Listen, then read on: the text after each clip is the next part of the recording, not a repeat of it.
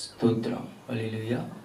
ప్రభు పేరిట మీ అందరికి కూడా వందనాలు తెలియపరుస్తున్నానండి. ఈరోజు మరొకసారి మీ మధ్యకి రావడానికి దేవుడు నాకు ఇచ్చినటువంటి ఈ యొక్క సమయం బట్టి దేవుని కృతజ్ఞతాస్తుతులు చెల్లిస్తున్నాను. పరిశుద్ధ లేఖన భాగంలో నుండి ఎస్తేరు గ్రంథము 1వ అధ్యాయము 4వ వచనాన్ని మనం ధ్యానం చేస్తున్నాం. చూడండి, ఎస్తేరు గ్రంథము 1వ అధ్యాయం 4వ వచనములో అతడు తన మహిమగల రాజ్యం యొక్క ఐశ్వర్య ప్రభావమును తన మహాత్యాతిశయ గణములను అనేక దినములు అనగా 180 దినములు కనపరచెను. చాలు చిన్న ప్రార్థన. మహాపరిశుద్ధుడైన దేవా, సర్వోన్నతుడ, సకల ఆశీర్వాదాలకు కారణపుత్రులకు దేవానికి వందనాలు. ఇదిగో తండ్రి, చదవబడిన లేఖన భాగం ఎస్తేరు గ్రంథం 1వ అధ్యాయం 4వ వచనాన్ని చదివినాం. దీన్ని ఏ రకంగా వివరించాలో అర్థం చెప్పాలి నాకు శక్తి చాలదు ప్రభువా. చూస్తున్న వారితో మాట్లాడండి, దర్శిస్తున్న వారితో మాట్లాడండి, వినుచున్న వారితో మాట్లాడండి. వారి హృదయాలకు ఊరట కలిగించమని యేసయ్య అతి పరిశుద్ధ నామమున బట్టి అడిగి పొంది ఉన్నాం తండ్రి, ఆమేన్. ప్రభునందు ప్రియమైన వీక్షిస్తున్నటువంటి, చూస్తూ ఉన్నటువంటి ప్రతి ఒక్కరికి కూడా ప్రభు పేరిట మరొకసారి వందనాలు. మీరు బాగున్నారా? మీరు బాగున్నారని మేము విశ్వసిస్తున్నాం. ఏది ఏమైనప్పటికీ ఈ సమయమున పరిశుద్ధ లేఖన భాగములు మనం చదువుకున్నటువంటి లేఖన భాగంలో ఎస్తేరు గ్రంథము 1వ అధ్యాయము 4వ వచనంలో కొన్ని దినాలు బట్టి మనం ధ్యానం చేస్తూ ఉన్నాం. అయితే ఈరోజు ప్రత్యేకంగా కోటలోని ప్రభావం గురించి మాట్లాడాలని ఆశ కలిగి ఉన్నాను. కోటలోని ప్రభావము, కోట గురించి మనం మాట్లాడుకున్నాం. కోటలో ఏమి రాయబడినాయో, ఏమి చేయబడ్డాయో, ఎలా ఉన్నాయో తెలియపరుస్తున్నాం. అయితే కోటలోని ఉన్నటువంటి అహష్వేరోషు రాజు కోటని తన సన్నిధికి వచ్చినటువంటి వారికి చూపిస్తూ దాని గురించి ప్రస్తావిస్తూ మాట్లాడుతున్న విధానాలు మనం ధ్యానం చేస్తున్నాం. అట్లాగే ఇక్కడ మనం జ్ఞాపకం చేసుకుంటే ఐశ్వర్య ప్రభావము అని రాయబడిన మాట గతించినటువంటి దినాల్లో ఐశ్వర్యం గురించి తెలియపరిచాను. ఐశ్వర్యంలో 3 రకాలని మళ్ళా ఇదే సమయంలో నేను మీకు తెలియపరుస్తున్నాను. కోటలోని మరి ప్రభావము, కోటలోని ప్రభావము. కోటలో ప్రభావం ఏంటండి? కోటలో ప్రభావం కూడా ఉంటుందా అంటే పరిశుద్ధ లేఖనం ద్వారా మీకు తెలియాలి.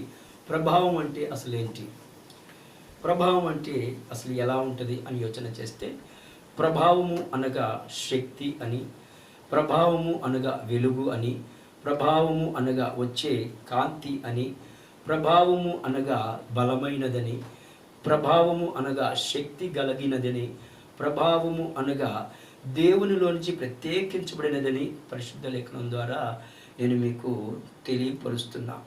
చాలామంది మాట్లాడుతూ అంటూ ఉంటారు కదా, ఏదన్నా మనం చెప్పేటప్పుడు నా వల్ల కాదండి, నేను దానిని చేయలేను, నేను బలహీనుడిని అని అంటూ ఉంటాం. అయితే పరిశుద్ధ లేఖన భాగంలో అక్కడ అంటున్న మాట, ఇక్కడ బలహీనులైన వారిని దేవుడు ఏం చేస్తున్నాడంటే బలపరిచే ప్రభావాన్ని ఏర్పాటు చేస్తున్నాడు ప్రతి ఒక్కరికి. దేవునికి స్తోత్రం చేద్దాం, హల్లెలూయా. అందుకని బలహీనుడా నీవు బలవంతుడు కమ్ము అంటే నీలో బలము ఉన్నదంటే దాని అర్థం ఏంటంటే నీలో ప్రభావం ఉన్నదని ప్రభు పేట గ్రహించాలి. అది ఎవరి ప్రభావము అంటే దేవుని ప్రభావం అని గ్రహించాలని ప్రభు పేట మనవి చేస్తూ ఉన్న ఈ సమయంలో ప్రియ సహోదరి సహోదరుడా, కోటలో ఉన్న ప్రభావం ఏంటి అని అంటే అక్కడ మనం ధ్యానం చేసుకుంటా వెళుతూ ఉంటే షూషాను కోటలో అహష్వేరోషు రాజు ఇదిగో మనం ధ్యానం చేసిన గతించిన దినాల్లో ఐశ్వర్యం గురించి తెలియపరుస్తున్నాడు. ఐశ్వర్యం గురించి తెలియపరచమే కాదు, కానీ కోట దేనితో తయారు చేయబడిందో, కోట దేనితో పొదిగించబడిందో, కోట ఎంత రమ్యముగా ఉందో, కోటకి ఖర్చు పెట్టే విధానాన్ని గురించి ప్రస్తావిస్తూ దాని శక్తిని గురించి తెలియపరుస్తున్నాడు. ఇది నా శక్తి వల్ల కాలేదు కానీ దేవుడే తయారు చేసాడని మనం కొన్నిసార్లు సాక్ష్యం ఇస్తూ ఉంటామండి. ఇది చేయటానికి నా వల్ల ఏమాత్రం కూడా కాలేదు అని మనం చెబుతూ ఉంటాం. అటువలే ఇక్కడ కోటను గురించి ప్రస్తావిస్తూ వచ్చిన వారికి చూపిస్తున్నాడు అహష్వేరోషు. ఇగో కోటను చూశారు కదా, కోటలో ఉన్న ప్రభావాన్ని కూడా చూడ, దగదగా మెరుస్తుంది, జిగేల్ జిగేల్ అంటుంది, రమ్యంగా ఉంది, అందంగా ఉందని చెప్పి కోట యొక్క ప్రభావాన్ని, కోటలో ఉన్న వెలుగుని చూపిస్తూ ఉన్నాడు అక్కడ ఉన్నటువంటి అహష్వేరోషు రాజు. ఈ చూపిస్తున్న విధానాన్ని గ్రహించినటువంటి దినాల్లో అక్కడ అనేక మంది దిగ్భ్రాంతి చెందుతున్నారని నేను మీకు ముందుగానే తెలియపరిచాను. అయితే పరిశుద్ధ లేఖన భాగంలో 76 సార్లు ప్రభావం గురించి మాట్లాడమని మాట రాయబడినటువంటి మాట. పరిశుద్ధ లేఖన భాగంలో 76 పర్యాయాలు ప్రభావం గురించి ప్రస్తావిస్తూ ఉంటే, ఈ ప్రభావం గురించి మనం మాట్లాడుకుంటూ వెళుతూ ఉంటే చాలా కనబడుతూ ఉన్నాయి. ఒకటి, దేవుని నోటి నుంచి వచ్చే ప్రభావం. 2, దేవుడే మహాప్రభావం, ఆయన మహాప్రభావం కలిగినటువంటి శక్తి అని పరిశుద్ధ లేఖనాల్లో రకరకాలుగా వాక్యాల ద్వారా 76 పర్యాయాలు ప్రస్తావిస్తున్నాడు. అయితే ఈ సమయంలో నేను మీకు తెలియపరుస్తున్నాను కొన్ని మాటలు తెలియపరచాలి. పరిశుద్ధ లేఖన భాగంలో ప్రభావము అనగా మీకు అర్థం కావాలి. శక్తి లేదా బలము లేదా వెలుగు, లేదా మనం అంటుంటాం నాకు బలము లేదండి, నాలో శక్తి లేదండి, నాలో ప్రభావం లేదండి, నేను బలహీనంగా ఉన్నానండి, ఎంత తిన్నా కూడా నాకు శక్తి రావటం లేదండి అని అంటుంటాం. అంటే జ్ఞాపకం చేసుకుందాం. పరిశుద్ధ లేఖన భాగంలో రాయబడిన మాటను బట్టి తండ్రి అయిన దేవాది దేవుడు తన యొక్క సూర్యకిరణములను ప్రతి ఒక్కరి మీద ఏం చేస్తున్నట్ట ఉదయింప చేస్తున్నాను. పరిశుద్ధ లేఖనంలో రాయబడిన మాట ఎవరి మీద? నీతిమంతుల మీదను అవినీతిమంతుల మీద తన యొక్క సూర్యకిరణాలను ఉదయింప చేస్తున్నానని చెప్పబడిన మాట ప్రకారం మనం చూస్తే ఇక్కడ మనం జ్ఞాపకం చేసుకోవాలి. ఈ సమయాన్న జ్ఞాపకం చేసుకున్న ప్రియమైనటువంటి సహోదరి సహోదరుడా, మనం తెలియపరిచినటువంటి విధానంలో మొట్టమొదటిగా 2వ రాజుల గ్రంథము 13వ అధ్యాయము 26వ వచనంలో రాయబడిన మాట. ఇది మనం ఎన్నోసార్లు ధ్యానం చేసేసాం, ఎన్నోసార్లు ఆ వాక్యాన్ని వినేస్తున్నాం, ఎన్నోసార్లు దాన్ని కంఠోపాఠం పెట్టాం, ఎన్నోసార్లు కథలుగా దాన్ని విన్నప్పటికీ ఇక్కడ మనం ధ్యానం చేసినటువంటి ఈ యొక్క సమయంలో జ్ఞాపకం చేసుకుంటే ఇక్కడ ప్రభావం బయలు వెలుడుతుంది అన్న జ్ఞాపకం చేసుకుని ఎక్కడి నుంచి వెళుతుందంటే 2వ రాజుల గ్రంథం 13వ అధ్యాయం 21వ వచనంలో రాయబడిన మాట. కొందరు ఒక శవమును పాతిపెట్టుచు సైన్యమునకు భయపడి ఆ శవమును ఎలీషా యొక్క సమాధిలో ఉంచగా దింపిన ఆ శవము ఎలీషా శల్యమునకు తగిలినప్పుడు అది తిరిగి బ్రతికి కాళ్ళు మోపి నిలిచెను. చూద్దాం ఇక్కడ ఎవరు చనిపోయారు ముందుగా యోచన చేస్తే ఎలీషా ప్రవక్త చనిపోయాడు. ఎలీషా ప్రవక్త చనిపోయిన తరువాత కొన్ని దినాలకి అక్కడ ఏం జరుగుతుంది అని యోచన చేస్తే యుద్ధం జరుగుతుంది. ఆ యుద్ధంలో ఎవరు పోరాడుతున్నారో, ఎవరు యుద్ధం చేస్తున్నారంటే మోయాబీయులు యుద్ధం చేస్తున్నారు. మోయాబీయులు యుద్ధం చేస్తున్న దినాల్లో జ్ఞాపకం చేసుకుంటే అక్కడ 13వ అధ్యాయం 1వ వచనం రాయబడిన మాట.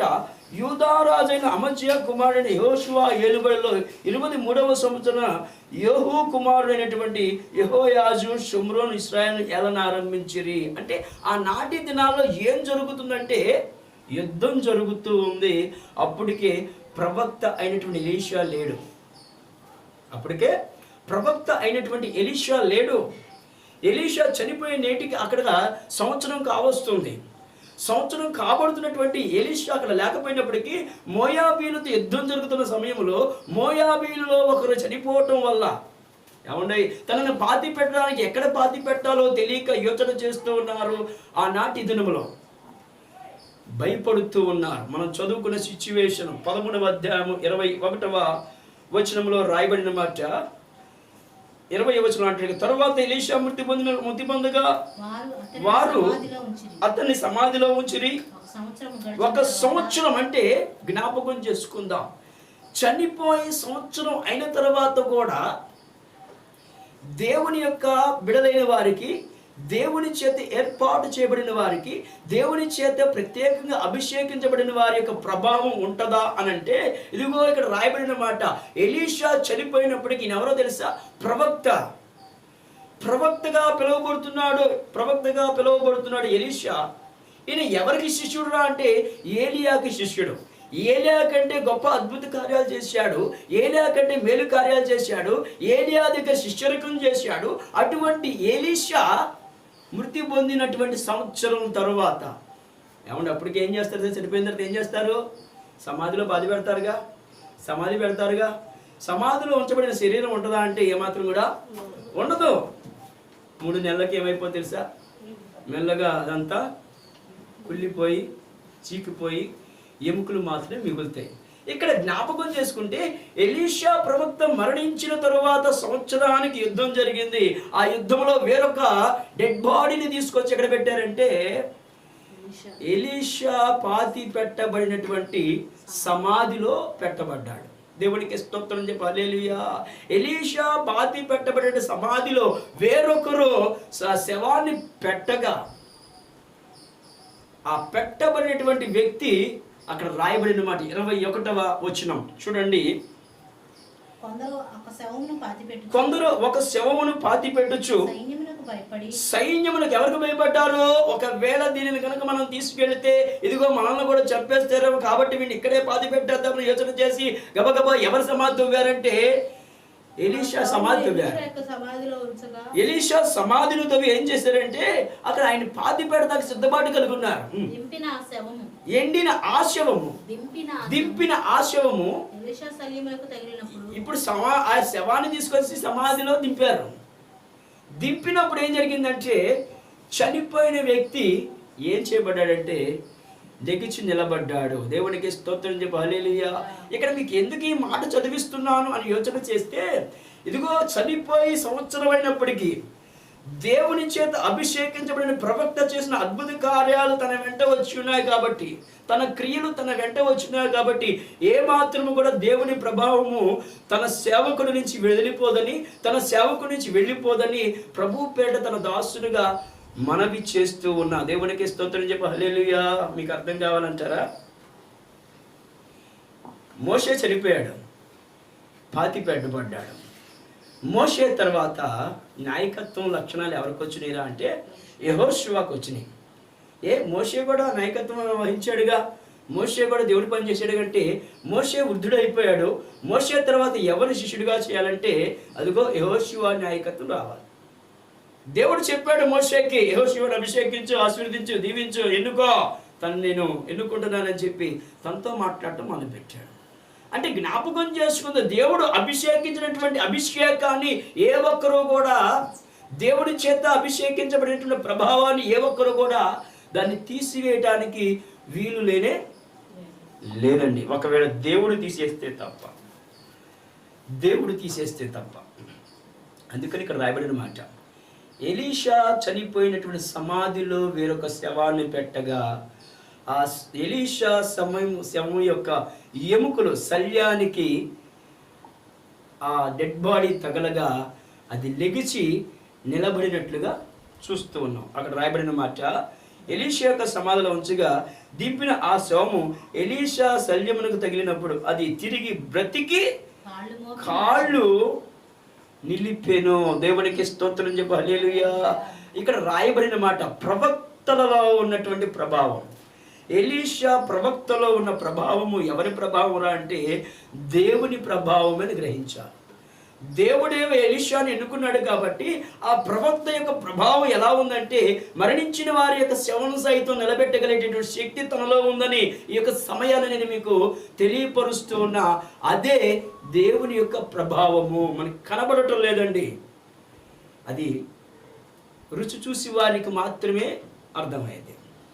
రుచి చూడకుండా, దాంట్లో ఇన్వాల్వ్ అవ్వకుండా, దాంట్లో పాలు పంపులు పొందకుండా ఉంటే దేవుని ప్రభావం గురించి, దేవుని శక్తి గురించి మనకి ఏమాత్రం కూడా అర్థం కానేరదని ప్రభు పేట తన దాసునిగా మనం వచ్చేస్తున్నాం.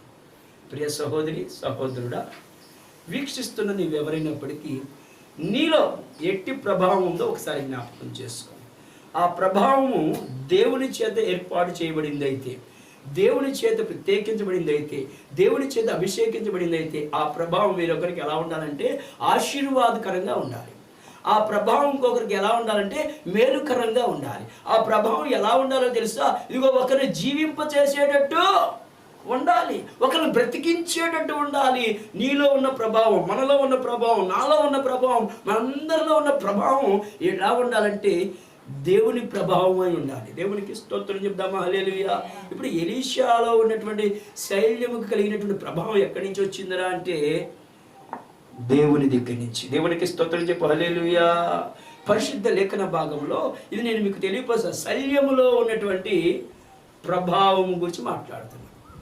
ఒక మాటగా చెప్పమంటారా? ఇంకా పరిశుద్ధ లేఖన భాగంలో రాయబడిన మాట మనకందరికీ తెలిసిందే.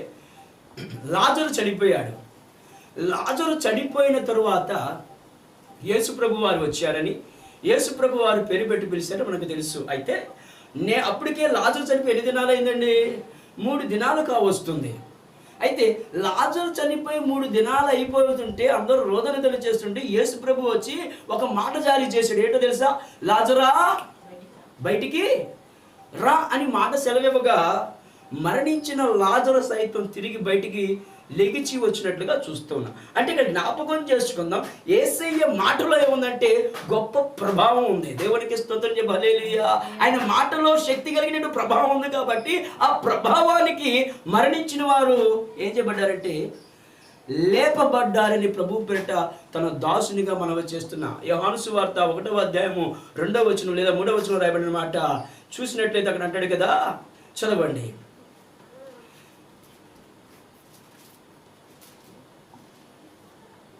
యోహాను సువార్త. ఆదియందు వాక్యము ఉండెను, వాక్యము దేవుని యొద్ద ఉండెను, వాక్యము దేవుడై ఉండెను. ఆయన ఆదియందు దేవుని యొద్ద ఉండెను, సమస్తము ఆయన మూలముగా కలిగెను. సమస్తము ఆయన మూలముగా కలిగెను. కలిగి ఉన్నది ఏది అని లేకుండా కలగలేదు. ఆయనలో ఏముంది? ఈ మాట కోసం చదివిస్తున్నాం. ఆయనలో ఏముంది? జీవం ఉంది. అంటే శక్తి కలిగిన మాట ఆయనలో ఉంది కాబట్టి ఆ ప్రభావాన్ని మరొకరికి ఇవ్వటానికి ఆయన సిద్ధం కలిగి ఉన్నాడు. అందుకనే తెలియపరుస్తున్న ఆ ప్రభావం మొట్టమొదటి పాత నిబంధనలో ఎవరి మీద ఉందంటే ఇదిగో మరణించినటువంటి ఆ యొక్క ప్రవక్తగా పిలువబడితే ఎలీషా మీద ఉన్నప్పుడు, ఎలీషా చనిపోయి సమాధిలో పెట్టబడిన తరువాత ఏడాది గడిచిపోయినా సరే, సంవత్సరం గడిచిపోయినా సరే ఆ సమాధిలో దేవుని ప్రభావం అలాగే ఉందండి. ఆ కుళ్ళిపోయి ఆ ఎముకలతో ఉన్నటువంటి దాని మీద కూడా ఎవరి ప్రభావం ఉందంటే దేవుని ప్రభావం అలాగే నిలిచి ఉంది.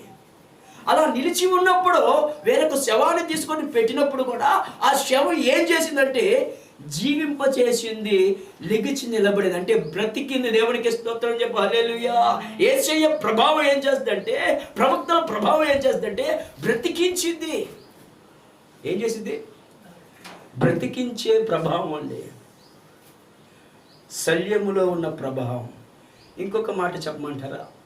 పరిశుద్ధ లేఖన భాగంలోని హెజ్కేలు గ్రంథములో దేవుడు హెజ్కేలుతో మాట్లాడుతూ, నరపుత్రుడా నువ్వు లెగిచి నిలబడు మనం ఇప్పుడు అనినప్పుడు ఆయన లెగిచి నిలబడ్డాడు.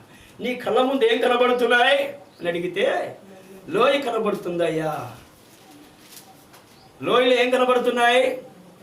ఎముకలు కనబడుతున్నాయ్యా. ఎముకలతో మాట్లాడు.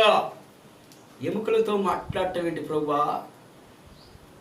మాట్లాడమనగా మాట్లాడు, మాట్లాడమన్నప్పుడు మాట్లాడగా ఎముకలన్నీ కూడా గడగడ గడగడ అంటూ సౌండ్ చేసుకుంటూ, ఇదిగో ఏ ఎముక ఆ ఎముక, ఏ తలకాయకి ఆ తలకాయ, ఏ చేతులకు ఆ చేతు, ఏ ఏళ్ళకు ఆ ఏళ్ళు అన్నీ కూడా గడగడ గడగడ గడగడ అనుకుంటూ శబ్దము చేసుకుంటూ ధ్వని చేసుకుంటూ ఒకటై లెగిచి గొప్ప సమూహముగా నిలబడినట్లు చూస్తూ ఉన్నాం. దేవునికి స్తోత్రం చేద్దామా? హల్లెలూయా.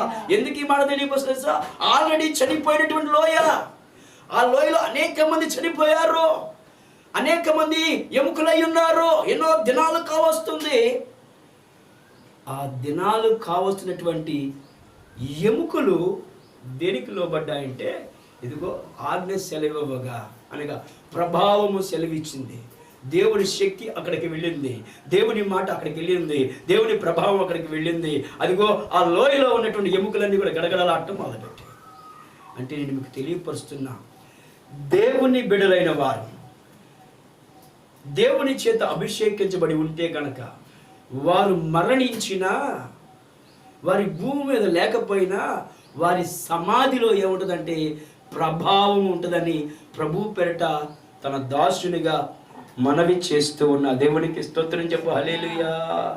రెండవ మాట పరిశుద్ధ లేఖన భాగంలో మార్కు సువార్త 5వ అధ్యాయం 30వ వచనంలో రాయబడిన మాట మనకు తెలుసు కదా. ఇదిగో రక్తస్రావం గల స్త్రీ అనేక దినాల బట్టి, అనేక సంవత్సరాల బట్టి బలహీనత చేత బాధపడుతుంది. ఎవరికి చెప్పుకోలే సమస్య చేత ఇబ్బంది పడుతుంది. ప్రియ సహోదరి, ఇదిగో వీక్షిస్తున్న నీవు, చూస్తున్న నీవు ఏ సమస్య చేత బాధపడుతున్నావో, ఏ ఇబ్బంది చేత బాధపడుతున్నావో అయినప్పటికీ ఇదిగో రక్తస్రావం గల స్త్రీ ఆలోచన చేసింది, నేను కూడా యేసయ్య చెంతకి వెళితే, నేను కూడా యేసయ్య దగ్గరికి వెళితే, నేను కూడా యేసు పాదాలు తాకితే చాలు నాకు స్వస్థత కలిగిదని యోచన చేసింది.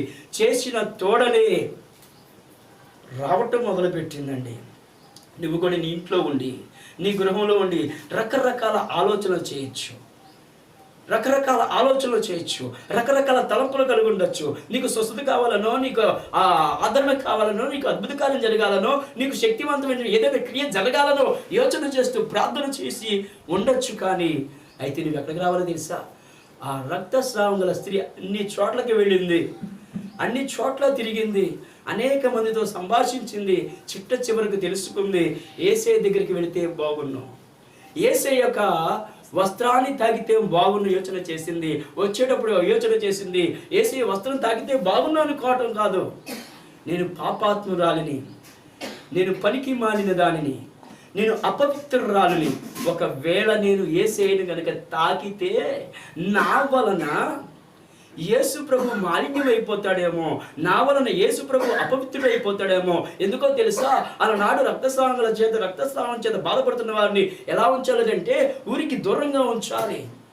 దేవుని మందిరంలోనికి ఏమాత్రం కూడా ఆహ్వానించకూడదు. ఇదిగో వారి యొక్క రక్తస్రావం తగిన తర్వాత, తలస్నానం చేసిన తర్వాత సమాజ మందిరంలోకి వచ్చి దేవుని యొక్క పాదశంలో ప్రార్థన చేసిన తర్వాత, ఇదిగో ఆ యొక్క యాజకుని యొక్క చిత్త ప్రకారం తను ఏదైతే చెబుతాడో దాని ప్రకారము సమర్పించుకున్న తర్వాతే తను ఏం చేయబడతాడంటే పవిత్రత గావించబడతారు. దేవునికి స్తోత్రం చెప్పు, హల్లెలూయా. అయితే ఆ ఆలోచన కలిగిన స్త్రీ యోచన చేసి, నేను యేసు ప్రభువును తాకితే ఆయన అపవిత్రుడు అయిపోతాడేమో, ఒకవేళ నేనే అపవిత్రురాను కదా, నా మాలిన్యం ఆయనకు అంటించడం దేనికి నేను యోచన చేసి నడవలేక దేకురుకుంటూ వెనక నుంచి వచ్చి యోచన చేసి ఏం చేసింది తెలుసా? తన యొక్క వస్త్రాన్ని మాత్రమే తాగింది. దేవునికి స్తోత్రం చెప్పు, హల్లెలూయా. తన వస్త్రాన్ని వెనక తట్టు వచ్చి తాకిందండి. డైరెక్ట్గా రాలేదు, ఎదరి నుంచి రాలేదు, సమాజంలోనికి అందరి ముందు వచ్చేయలేదు. రావడం కదా. ఇదిగో యోచన ఏంటంటే, ఒకవేళ ఎదరి నుంచి వస్తే హేళన చేస్తారేమో, దూషిస్తారేమో, పక్కకు నెట్టేస్తారేమో, కాబట్టి వెనక నుంచి వెళితే ఎవరు నన్ను పట్టించుకోరని యోచన చేసి జనాంగం మధ్యలోకి వెళ్ళి ఎవరికి తెలియకుండా వస్త్రపు చెంగుని తాకింది. అప్పుడు యేసు ప్రభు మాట్లాడుతున్న మాట, మీలో ఎవరో నన్ను తాకారు, నాలో నుంచి ప్రభావము బయటికి వెళ్ళింది. చూడండి 5వ అధ్యాయం 30వ వచనం. 5వ అధ్యాయం 30వ వచనం. వెంటనే యేసు తనలో నుండి ప్రభావము బయటికి వెళ్ళినని తనలో తాను గ్రహించి జన సమూహము వైపు తిరిగి నా వస్త్రము ముట్టినదని ఎవరిని అడుగ్గా ఆయన శిష్యులు చాలు ఇక్కడ అడుగుతున్నాడు, మీరు నన్ను ఎవరో తాకారు కానీ నాలో నుంచి ఏమి వెళ్ళింది అంటున్నాడు. ప్రభావం అంటే, ప్రభావం అనేది ఎక్కడ ఉన్నదిరా అంటే యేసయ్యలో ఉన్నది మనం గ్రహించాలి. ఎక్కడ ఉందంటండి? అక్కడ చూస్తే పాత నిబంధన గ్రంథంలో చూస్తేనేమో దేవుని యొక్క ప్రభావం ఎక్కడ ఉందరా అంటే ప్రవక్తల సమాధిలో ఉంది, ప్రవక్తల మీద ఉంది. ఇక్కడ కొత్త నిబంధనకు వచ్చేప్పటికి ఆ యొక్క ప్రభావం ఎక్కడ ఉందని యోచన చేస్తే యేసయ్యలోనే ఉందని స్పష్టంగా మనకు అర్థమవుతుంది. కానీ అహష్వేరోషు రాజు ఏం చెప్తున్నాడంటే, ఇదిగో నేను కట్టిన కోటలో ఉంది, నేను కట్టిన బంగ్లాలో ఉంది, నేను కట్టిన మేడలో ఉంది, దాని ప్రభావాన్ని చూడండి అని యోచన చేస్తున్నాడు, తెలియపరుస్తున్నాడు, కోట ప్రభావాన్ని చూపిస్తున్నాడు. కానీ యేసయ్య మాత్రం నాలో ప్రభావం బయటికి వెళ్ళింది, మీలో ఎవరో నన్ను తాకారు అని అంటున్నాడు. అంటే ప్రభావం ఎక్కడ ఉంటుందా అంటే కోటలో కాదండి, ప్రభావం ఎక్కడ ఉంటుందా అంటే మేడల్లో కాదండి. ప్రభావం ఎక్కడ ఉంటుందా అంటే మిద్దిల్లో కాదండి. ప్రభావం ఎక్కడ ఉందంటే వెలగల రాళ్ళల్లో కాదండి, యేసయ్యలోనే ఉంటుందని గ్రహించాలని ప్రభు పేట తన దాసునిగా మనవి చేస్తున్నాం. యేసయ్య ప్రభావం ప్రతి ఒక్కరిని ఏం చేసిందంటే స్వస్థపరిచింది. యేసయ్య ప్రభావం ప్రతి ఒక్కరిని ఏం చేసిందంటే పరలోక రాజ్యానికి తీసుకువెళ్తుందని ప్రభు పేట తన దాసునిగా మనవి చేస్తూ ఉన్న మూడోదిగా చూస్తే మనకు అందరికీ తెలుసు కదా, పరిశుద్ధ లేఖనం ద్వారా నేను మీకు తెలియపరుస్తున్నాను. ప్రకటన గ్రంథము 21వ అధ్యాయంలో 11వ వచనం రాయబడిన మాట. త్వరగా చదవండి, ముందుకు వెళ్ళిపోదాం. ప్రకటన గ్రంథము 21వ అధ్యాయం 11వ వచనం. దాని యందలి వెలుగు దగదగ మెరియు సూర్యకాంతము వంటి దేవునికి స్తోత్రం చెప్పు, హల్లెలూయా. ఇక్కడ చదవబడిన లేఖన భాగంలో ఈ 21వ అధ్యాయము 1 నుంచి కొన్ని వచనాలు ధ్యానం చేస్తూ ఉంటే దేని గురించి తెలియపరుస్తున్నాడు తెలుసా? పరలోక పట్టణం గురించి తెలియపరుస్తున్నాడు. పరలోక పట్టణానికి గుమ్మాలు ఎన్ని ఉన్నాయనంటే ఇదిగో 4 దిక్కుల 4 మూడు 12 గుమ్మాలు ఉన్నాయి. ఆ 12 గుమ్మాల దగ్గర వెలగల రాళ్ళు పొదిగి ఉన్నాయి. పొదిగి ఉండటమే కాదు కానీ ఆ యొక్క పరలోక పట్టణంలో దేవుని యొక్క సింహాసనం ఉంది. సింహాసనం ఉండటమే కాదు కానీ అక్కడ దగదగా మెరుస్తున్నటువంటి మెరుపులతో కూడినటువంటి కాంతివంతమైనటువంటి ప్రభావం కనబడుతుందని తెలియపరుస్తూ ఉన్న ఈ సమయాన అక్కడ కాంతి, సూర్యుడు ఉండడు, చంద్రుడు ఉండడు. అక్కడ ఏ కోట అయితే ఉందో, ఏ రాజ్యం అయితే ఉందో, ఏ రాజ్య ప్రభావం అయితే ఉందో ఆ పరలోక రాజ్యం యొక్క ప్రభావం యొక్క వెలుగు మాత్రమే ప్రకాశిస్తూ ఉందని ప్రభు పేట తన దాసునిగా మనవి చేస్తున్నా. ఇక్కడ రాయబడిన మాట, శుషాను కోటలో ఉన్నటువంటి ప్రభావము మనుషులకి ఏమాత్రము కూడా పనికి రాలేదు. చూస్తున్న వారికి ఏమాత్రం పనికి రాలేదు. రాజైన అహష్వేరోషు ఇదిగో తన ప్రభావాన్ని ఏ ఒక్కరు కూడా ఇవ్వటానికి ఇష్టపడలేదు. కానీ మన ప్రభువైన యేసుక్రీస్తు మాత్రం, మన రక్షకుడైన దేవాది దేవుడు మాత్రం తన ప్రభావాన్ని అనేక మందికి ఇవ్వటానికి, తన ప్రభావంలో అనేక మంది పాలు పంపులు పొందటానికి ఇదిగో నీ కొరకు నా కొరకు ఏమి పెట్టాడు తెలుసా? పరలోక రాజ్యంలో తన ప్రభావాన్ని దాచిపెట్టి ఉంచాడని. ఆ పరలోక రాజ్యం అనే ప్రభావంలో నీవు నేను పాలి భాగస్తులవని ప్రభు పేట ప్రతి ఒక్కరి ఆశ ఉన్నది. ప్రియ సహోదరి సహోదరుడా, చూడండి, పరలోక రాజ్యం గురించి మాట్లాడుతున్న మాటల్లో 21వ అధ్యాయము ప్రకటన గ్రంథం 1 నుంచి ధ్యానం చేస్తూ ఉంటే పరలోక పట్టణము గొప్ప ప్రభావం గలది, మహిమ గలది, దగదగ మెరియు పట్టణం అని అంటుంది. అంటే ఆ మెరిసే పట్టణం ఎలా ఉందంటే గొప్ప శక్తివంతమైన ప్రభావంతో కూడుకుని ఉందని ప్రభు పేట తన దాసునిగా మనవి చేస్తున్నా. కానీ మన యొక్క పరలోక రాజ్యపు ప్రభావం ఏమో శక్తివంతమంది అయితే, ఇగో శుషాను కోట కట్టబడినటువంటి ఆ కోటలో 127 సంస్థానాలకు అధిపతిగా ఉన్నటువంటి అధికారిగా ఉన్నటువంటి అహష్వేరోషు రాజు తన ప్రభావాన్ని మనుషులకు ఇవ్వకపోగా దాని గురించి గర్వంగా చెప్పుకుంటూ లోకస్తుడి వలె జీవిస్తూ ఉన్నాడని ప్రభు పేరిట తన దాసునిగా మనవి చేస్తూ ఉన్న ప్రియ సహోదరి సహోదరుడా. కాబట్టి కోటలోని ప్రభావం పరలోక రాజ్యం కంటే తక్కువైంది. కోటలోని ప్రభావం దేవుని రాజ్యం కంటే తక్కువైంది. కోటలోని ప్రభావం యేసయ్య కంటే తక్కువగా కనబడుతుందని ప్రభు పేరిట మనవి చేస్తూ ఉన్న ఈ సమయం. కాబట్టి ప్రియ సహోదరి సహోదరుడా, కోటలోని ప్రభావం గురించి నేను మీకు మాట్లాడుతున్నా, తెలియపరుస్తున్నా. ఎలీషా చనిపోయి పాతిపెట్టబడిన సంవత్సరానికి తన సమాధిలో వేరొక చాట పెట్టబడగా తన శైల్యంలో ఏముంది తెలుసా? ప్రభావం ఉంది. యేసయ్య అంగిని తాకినప్పుడు ప్రభావం బయటికి యేసుప్రభువే తెలియపరిచారు. మూడోదిగా పరలోక పట్టణంలో ఏముంది తెలుసా? దేవుని యొక్క ప్రభావం ఉందని మనవి చేస్తున్నా. దేవుడు కొద్దిమంది తన వినికిడిలో ఆశీర్వదించి దీవించును గాక. ఆమేన్. మీ అందరికీ